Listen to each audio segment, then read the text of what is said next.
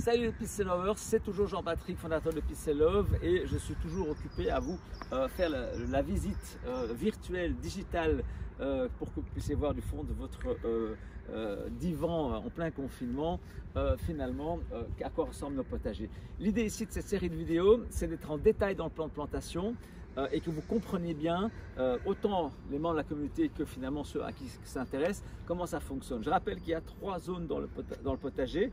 Votre potager privé, on voit ici, potager privé, c'est rien que chez vous, il n'y a que vous ici qui peut récolter. Et puis il y a le potager partagé, ici on a la zone rose, c'est-à-dire qu'il y a 1/6 de la ferme où il y a exactement la même chose, c'est la monoculture, c'est afin d'avoir une meilleure expérience de récolte, et les communs. Alors Claire qui m'accompagne aujourd'hui pour ce grand tour de la ferme, qu'est-ce qu'on va trouver sur ces 50 parcelles de la zone rose de la ferme David Lloyd? Alors sur la zone rose, toujours le même principe, on est en monoculture, donc vous allez trouver la même espèce de plant sur le bac du haut et le bac du milieu. Ici en fait vous avez du chouquel rouge frisé. Celui-ci il a été planté un petit peu avant, au début de l'hiver, il a passé l'hiver donc c'est pour ça qu'il est un peu plus grand. Mais voilà, ils vont tous grandir au fur et à mesure. Qu'est-ce qu'on fait du chouquel? Alors le chouquel c'est très riche en vitamines, ça se cuisine comme des feuilles de chou, en salade, ça peut se manger cru, cuit, il y en a qui essayent en smoothie. Vous pouvez aussi faire des chips de chouquel par exemple, à cuire au four. Donc il y a beaucoup d'utilisations et ça pousse en continu. Donc en fait, vous pouvez récolter un peu tout le temps. Je vous recommande plutôt de prendre les jeunes feuilles qui sont un peu plus tendres que les plus dures. Je rappelle, c'est un super aliment. Et si vous n'avez jamais entendu parler de chouquel, c'est que vous n'avez jamais été sur Instagram. C'est un aliment star de toutes les diététiciennes maintenant et de toutes les personnes qui parlent de mieux manger. Vous googlez chouquel et vous aurez des centaines de recettes pour pouvoir cuisiner ce délicieux légume. Qu'est-ce qu'on a d'autre? Je rajoute juste, ne soyez pas étonnés, il y a plusieurs variétés de chouquel. Il y a du chouquel frisé vert qui va être un peu différent, la feuille va être différente, mais ça reste la même espèce. Ensuite, comme je disais aussi, pour les autres parcelles, les autres zones, on garde l'oseille puisque c'est une plante vivace qui reste là, qui produit pas mal, qui embête personne. Donc pour l'instant, elle va rester sur les parcelles. Ce sera comme ça sur toutes les zones. Et en bas, en fait, on ne met rien, on va nettoyer au fur et à mesure.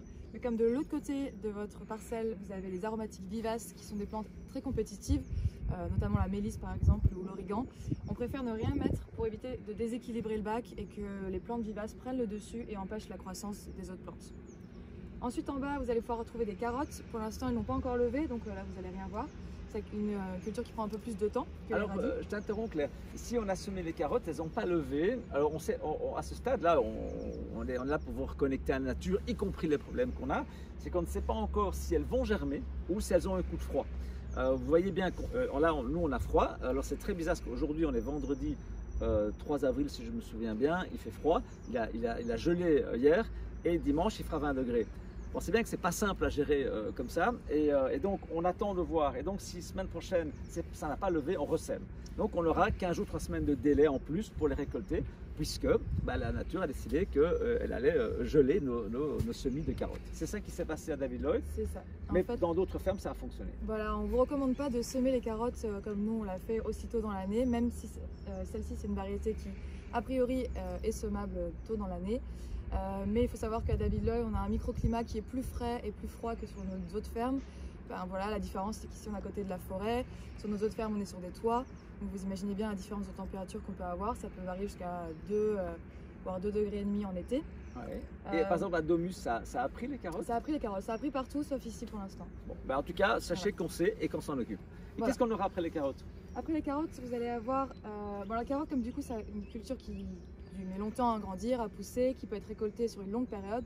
Pendant longtemps, vous allez avoir accès à vos carottes. Et ensuite, vers la mi-été, on va remplacer par des patates douces. Grande nouveauté aussi, on a fait des tests l'année dernière, ça a plutôt bien fonctionné, ça a beaucoup plu.